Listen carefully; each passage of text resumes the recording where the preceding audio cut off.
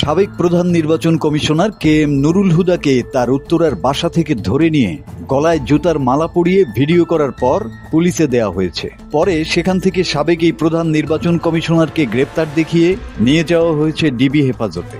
রোববার সন্ধ্যা 7:30টার দিকে উত্তরার 5 নম্বর সেক্টরের বাসা থেকে তাকে আটক করার কথা জানিয়েছে উত্তরা পশ্চিম থানা পুলিশ।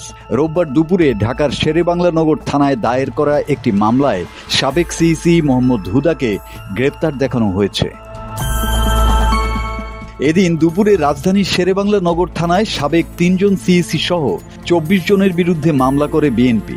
সেই তালিকায় 2018 সালের নির্বাচনে তৎকালীন সিইসি নুরুল হুদার নামও ছিল।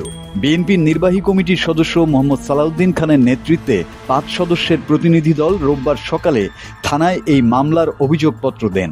এরপরই সন্ধ্যার দিকে সামাজিক যোগাযোগ মাধ্যমে কিছু ভিডিও ছড়িয়ে পড়ে।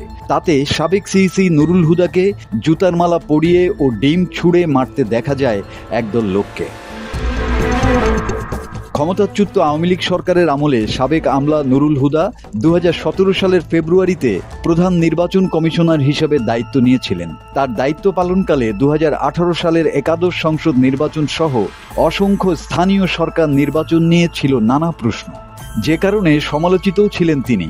সিইসি কে এম নুরুল হুদার নেতৃত্বাধীন নির্বাচন কমিশনের অধীনে অনুষ্ঠিত ওই ভোটে আগের রাতে ভোট দেওয়ার অভিযোগ ছিল, যে কারণে সিইসি নুরুল হুদাকে অনেকেই রাতের ভোটের সিইসি হিসেবেও আখ্যা দিয়ে থাকেন। কে এম নুরুল হুদার নেতৃত্বাধীন ইসির মেয়াদ শেষ হয় 2022 সালের 14 ফেব্রুয়ারি। মাসুদ হাসান, বাংলা টিভি।